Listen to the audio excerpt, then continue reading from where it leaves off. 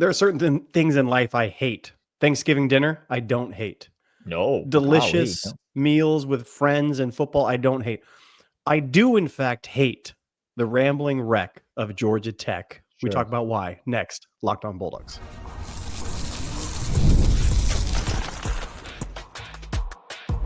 You are Locked On Bulldogs, your daily podcast on the Georgia Bulldogs. Part of the Locked On Podcast Network, your team every day. What is up, everybody? Welcome back to the Locked On Bulldogs podcast. Today's episode brought to you by the fine folks over at FanDuel, FanDuel.com. Make every moment more. More on them in a moment. Thank you so much for being here. Thanks for making us your first listen of the day. If you're here on a Monday morning, thanks for doing that. Or whenever you found us, we're excited to have you here. Thanks for being an everydayer. Those of you that are here every single day are what makes this podcast go. Of course, we are Locked On Bulldogs, part of the Locked On Podcast Network, your team every day, and we appreciate you being here every day with us.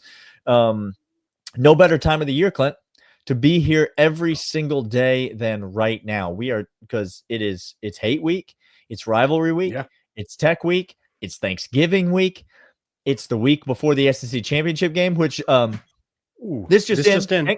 Hang on, hold on. I'm getting a transmission. Georgia's in that game again. Do you know why? Because this is our conference, because we're still the best team in the SEC. We've always been the best team in the SEC. It doesn't matter. Congratulations to Alabama again on winning the Super Bowl on September the 28th. Happy for you, and really glad you were able to get that done. Standing ovation for you. Good for you. Also, you allowed the Oklahoma defense to score more points than your offense scored. Daniel, so that's not real desirable. Quick. Alabama Twitter calling for the benching of Milroe and the firing of offensive coordinator. Not a quarterback, that's what I've been told, but maybe he's a Heisman Trophy quarterback. Maybe that was what it was. Oh no, wait, no, he's not a quarterback. All right, it's the best time of the year. We got a lot to talk about. We're going to be breaking down Georgia Tech.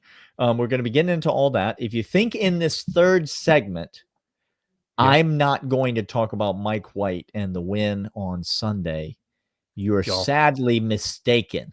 So stick around till then. Took the L, and it was in glorious fashion. Yeah. So we're going to talk about that, but let's get into Georgia Tech, Clint. Coming off of a little bit of extra rest because they played last Thursday, so they get the full 8 days, whereas Georgia gets the 6 before the Friday game. Coming off a squeaker against NC State 30-29, but that's on the heels of the upset of top 25, top 10 ranked Miami. And so what are we to make of this Georgia Tech team? Undefeated at home this year, 7-4, I guess, on the season so far. But what do we make of Georgia Tech? A team that seems to be improving even as they're getting less healthy, Clint? Yeah, it's really bizarre. I think these are a couple keys that I want to make sure. Let's start with what we know, okay? There's a lot of speculation, but let's start with what we know. Keys is the dude for Georgia Tech. Like, it took y'all a hot minute, and we said when he was hired, he got the interim tag removed. We said that's what should have happened. If I was Georgia Tech fan, if I was in this room, that's exactly what should have happened. And it is what happened because this guy has shifted the culture of Georgia Tech. Now, Georgia fan, I'm not saying their culture is now one of powerhouse, not one of college football playoff. I'm not saying that. What I'm saying is from top to bottom of the roster, they have embodied their coach. That is abundantly true if you watch this game. If you watch defense, if you watch the linebacker who is circa 1989 with his garb and his playing style and his targeting that was so clearly a target. How he plays the game. The man loves the target. I love it is like that linebacker for Clemson who was there for 8 years. I forget the kid's name that just loved using Kyle Eifert is the Georgia Tech kid's name, though. Kyle Eifert. Yeah. Really great player. Really good player.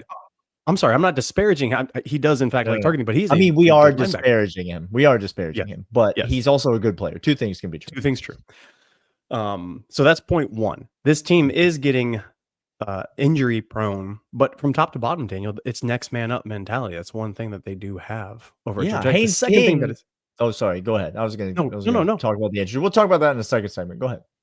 Okay. Second thing we know, this team can run the dang rock, y'all. Like against anybody, they can run the ball. And I know Miami is a fraudulent defense and a fraudulent team. Without Cam Ward, Mario Cristobal would have no idea what winning football is. Still, he doesn't. Still, you could convince me he has no idea what winning football is. But go on. He has stumbled into wins because of NIL and a transfer portal win from Cam Ward. That's what happened. Yeah, but they 271 yards rushing against Miami, Clint. Sorry, go on. Yo, I don't care what team you line up against. And this just in, if you all watched on Saturday, we watched an inferior opponent run it down our throats. I mean, right down the gullet. Long. So these are what we know. Now, I feel very confident about those two things, Daniel. I know that I know the coach has them in pointing the right trajectory, and they can run the football. Anything else that you know about this Georgia Tech team? Yeah, well, here's what I feel like I know. So Haynes King, obviously, the most notable player that's suffering from injuries. Really doesn't look like he's able to throw the ball, like really at all. And we're not being sarcastic with that. That's literally what it looks like. He doesn't possess the physical ability to throw the ball forward. I'm not saying he's not good at throwing the ball, a la Jalen Milroe, for example. I'm saying he does not possess the ability to make his arm move in that direction because of his injury. Aaron Philo, Philadelphia, Aaron Philo pastry comes into the game. Brotherly love. Layers. Greek you want layers love. In this, like in and your quarterback. Thin. Don't get that stuff that's in the freezer section. You got to make it yourself. Make it super thin. Paul Hollywood reference coming up here on the Locked On Bulldogs podcast. Aaron Philo comes in and against Miami is really just kind of a placeholder. Right. He's just kind of getting things done. But this was the notable thing to me, Clint, is the improvement in the quarterback play over 2 games. And so against Miami, the guy is 5 of 10 for 67 yards, and he ran for a few yards as well. Now, that's nothing spectacular, but again, Georgia Tech rushed for 271 yards, so the quarterback didn't have to do anything. Well, against NC State, Tech in their last home game of the season was only able to rush for 119 yards, which is still pretty good as a team, but is not a dominant rushing performance. Meanwhile, NC State rushed for 253 yards against Georgia Tech. Maybe we'll get back to that in a moment, Clint. We will. But what I noticed was Aaron Philo in this game, Haynes King 3 for 3 for 7 yards. Again, cannot throw the ball. Philo in this game, 19 for 33 for 265. He did have the interception, but was able to move the ball through the air a lot more effectively, including a game-winning drive in which was almost exclusively on his arm. And so the backup is developing, Clint. That's what I noticed about this Tech team. The backup is developing, and he's getting better week by week. Now, will this be the toughest defense that he's played? Yes. Will this be the toughest environment that he's played in? Yes. Will this be, a big test for him? Absolutely. But it's not like this kid is fresh off the bench. He now is acclimated into the system. They clearly know how to utilize him, and he is getting better and better. We know that this team can run the ball, and he brings back the threat of the pass. So I think the Georgia Tech offense is actually a bit equipped. And you mentioned it. I mean, I'm going to continue to say it all week. I think Georgia is in for a real test on Friday night. I think this is a scary game for the Georgia Bulldogs. I am scared. That's again, not hyperbolic. That's not even bucket worthy. We know we have our bucket always with us, and we do at times play that up, but this is going to be a hard fought game. I'm nervous about this game. I am nervous. It's going to be way closer than I want to be. I am nervous Georgia could lose this game. They could line up, and Jamal Haynes is an absolute runner. He is a physical force running that football. He is as good of a back as we're going to play. they're going to run it right at our defense, and I'm nervous our defense won't be up to the challenge. We're going to shift to the other side of the ball. We're going to talk about the Georgia Tech defense. We're going to talk about the Georgia offense. We're going to talk about what that might look like. All of that and more coming up right after these. But first, FanDuel. FanDuel is the official sportsbook. Locked On Bulldogs, Locked On Podcasts everywhere. This week, since it is Thanksgiving week, we will have locks out on Wednesday because we got a whole bunch of games that are coming up this week. That you think I'm not going to be betting on the Egg Bowl? Speaking of, Lane, how you doing? How you doing, Lane? Well, FanDuel has a whole bunch of odds. If you can find an odds on who's going to be on the tarmac soon, maybe FanDuel will let us know. But FanDuel is the official sportsbook of Locked On Bulldogs, Locked On Podcasts everywhere. It's the only spot that Daniel and I get every single line that we make. We make bets over there on FanDuel. Right now, you win a $5 bet. You get $150 in bonus bets straight to your account. The official sportsbook partner of NFL and Locked On Bulldogs and Locked On Podcasts everywhere. Safe, secure, fast, easy. $5 bet gets you $150 in bonus bets. FanDuel.com. Make every moment more. Daniel, you talked about the home and away splits of Georgia Tech. Georgia Tech is, in fact, really likes their home cooking. When we go down to Atlanta, they do things undefeated really at well home over there. Georgia Tech, Notre Dame game. Was that neutral site? That wasn't neutral site. Was it? That was the one game. That was away. That was away. I believe it was away. Did they play Notre Dame this year? They played Notre Dame. I don't know what you're even talking about. Okay, great. I do not know. Great. I do not know what it is that you are talking about, Clint. This is a great podcast.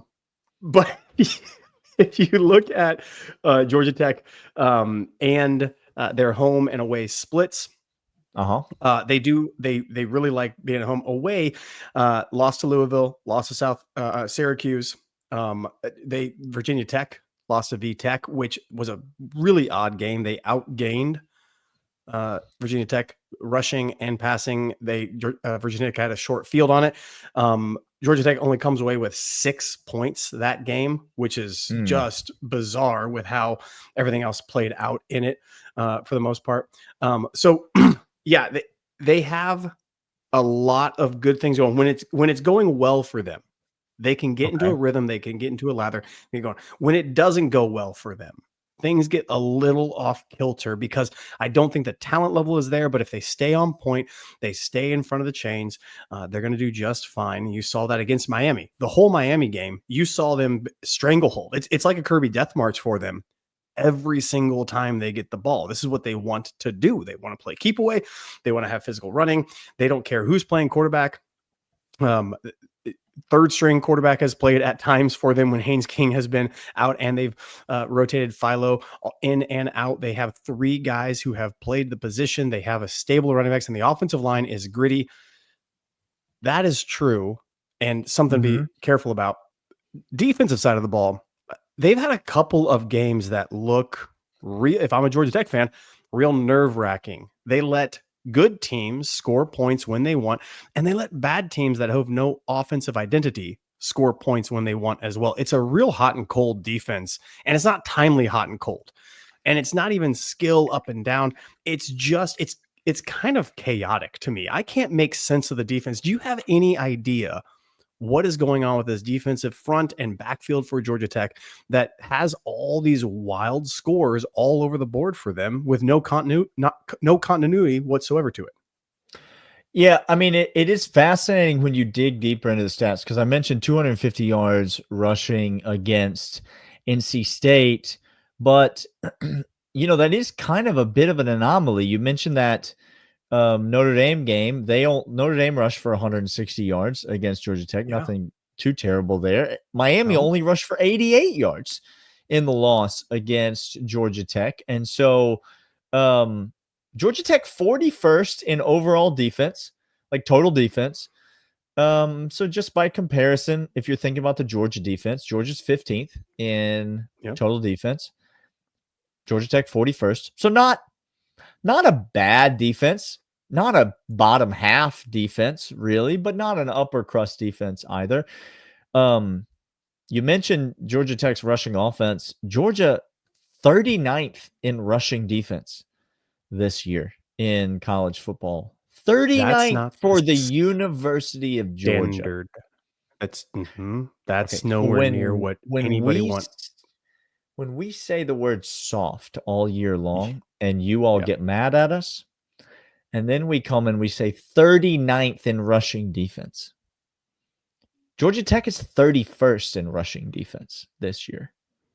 That'd be ranked ahead of your University of Georgia Bulldogs is what we're talking about there. So I don't know that it's necessarily a situation where like this Georgia offense is going to be able to get right against this Georgia Tech defense, because I don't think the Georgia Tech defense is bad.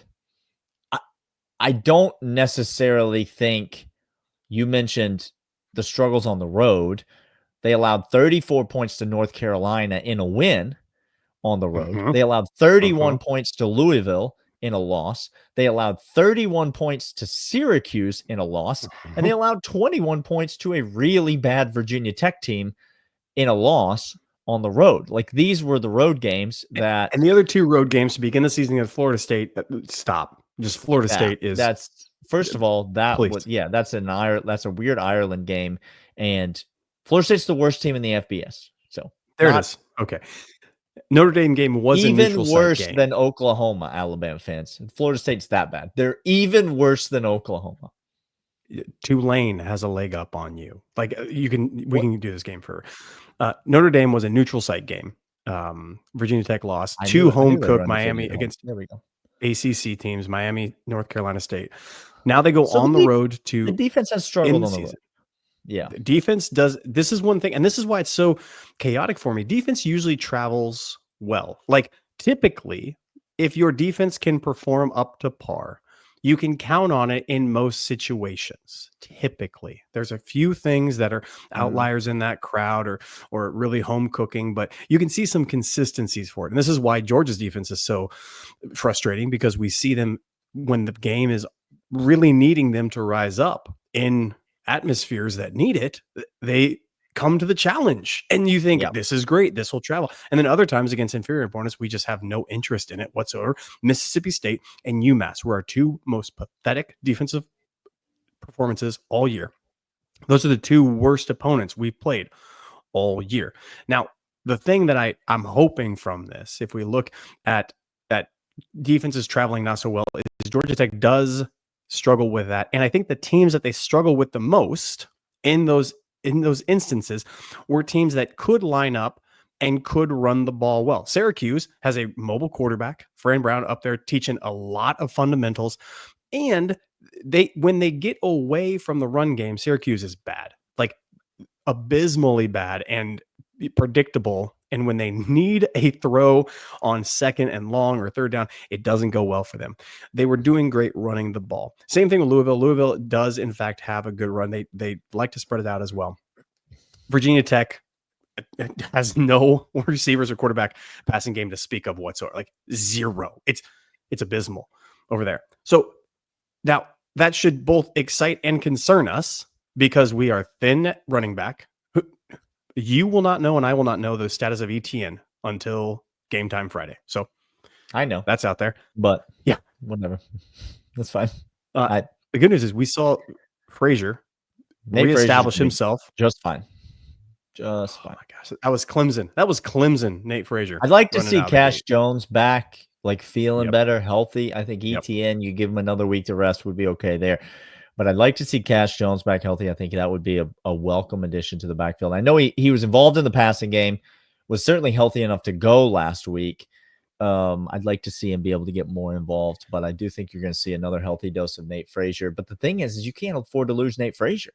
I mean, you can't afford to be saving guys. You can't save guys at this point of the season. You got to play guys. You got to win games.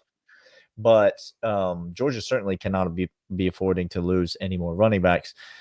But yeah, I think this game is going to come back to kind of a typical Georgia game plan. I think you're going to see Georgia attack them by spreading out a bunch of different options and getting a bunch of different guys in the routes and trusting Carson Beck at home to make the right decisions, which the last couple of weeks we have seen him do that admirably. And the Georgia offense has looked great, because we said it once, we said it 1,000 times. Georgia's offensive strength is the plurality of weapons with which they can beat you.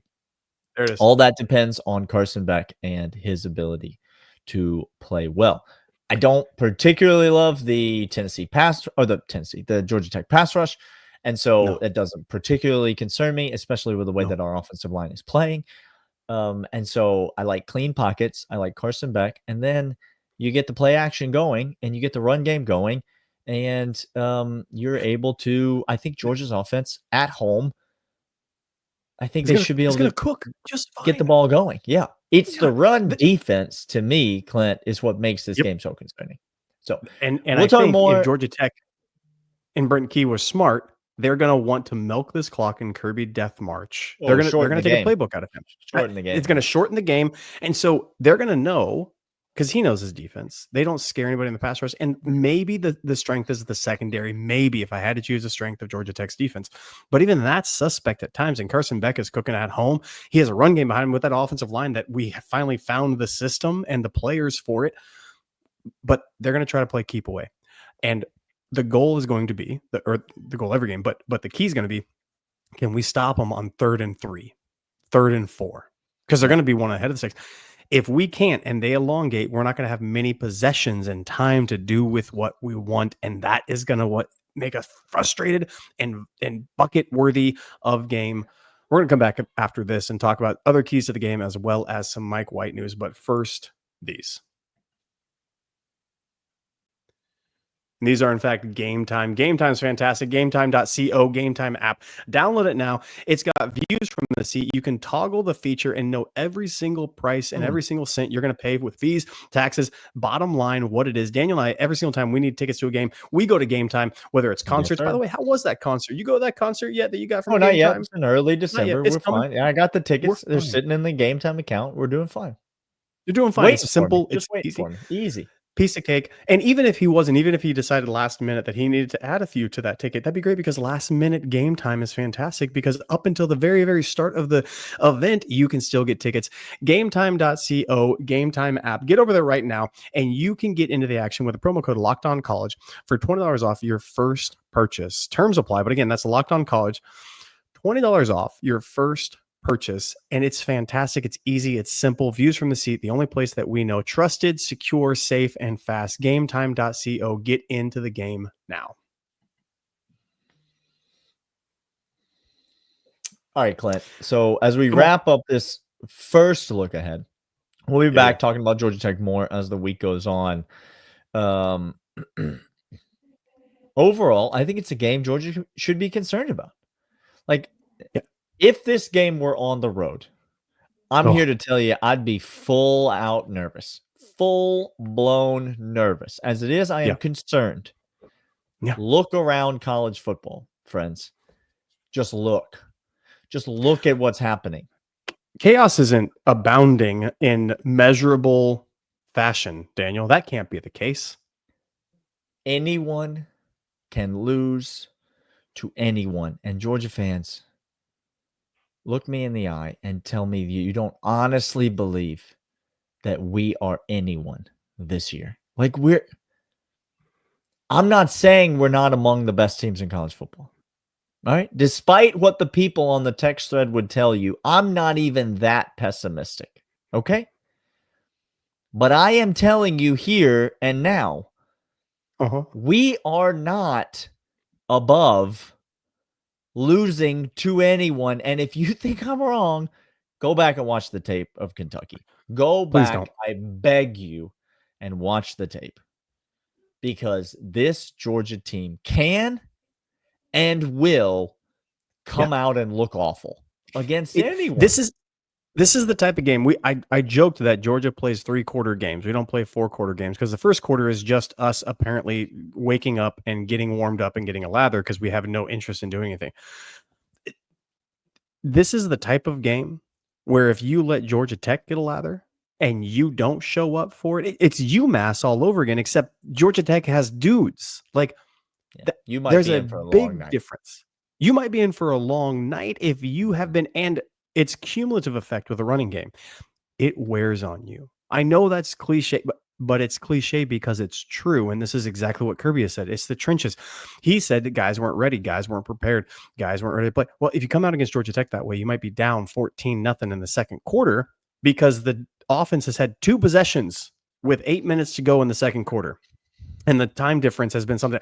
And if that's the case, that's a real recipe. And if it's on the road, I agree with you. This being at home is certainly changing things. Carson Beck changing things.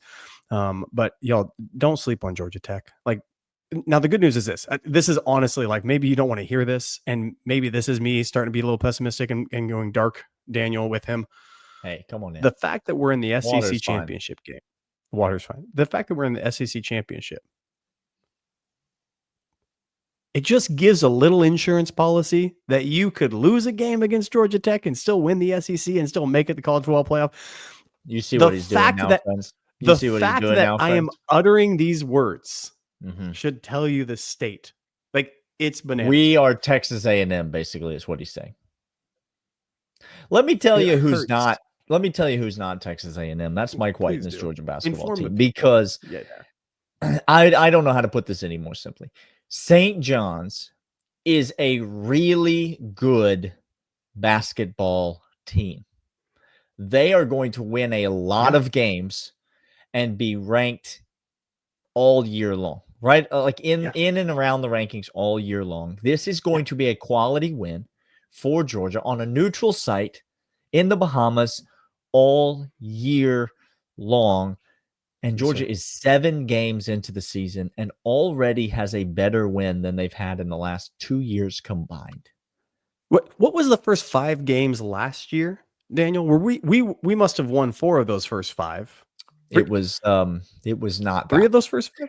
You remember we got off to an abysmal start, and then this Mike White team came charging on late in the year, made the NIT by the skin of our teeth, and then went on that run in the NIT. That leads to Silas Demery coming back, Blue Kane coming back, Dylan James, coming back. Big game today for Dylan James. He came back just for today's game. One-handed rebound, put back, draws the foul, completes the three-point play.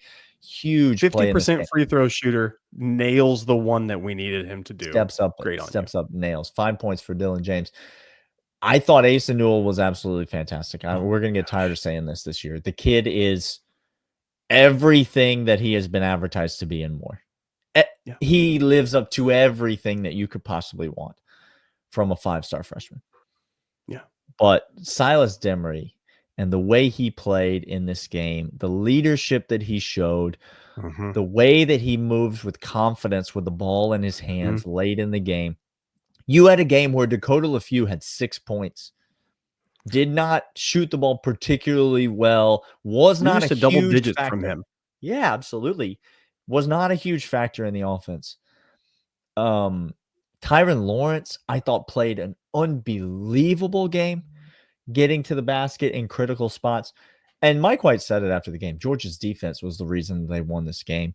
This Georgia team, Clint, is set up for big things. This win is going to follow you.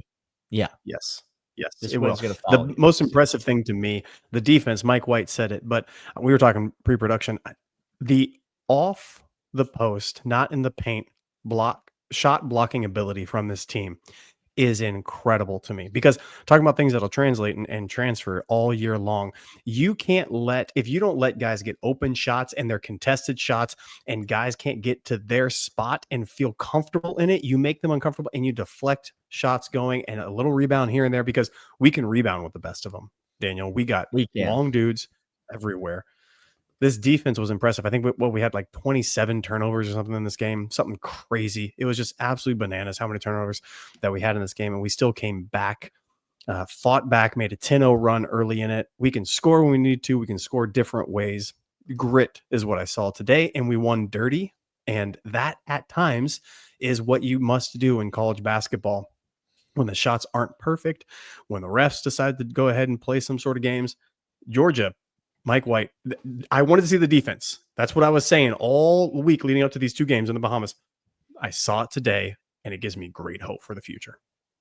Just for some context, St. John's, after today's game, including the loss to Georgia, currently sitting at 14th in KenPom, in the KenPom ratings, meaning that according to that metric, which is not the RPI, which hasn't been officially released yet and won't come out, until later in the season.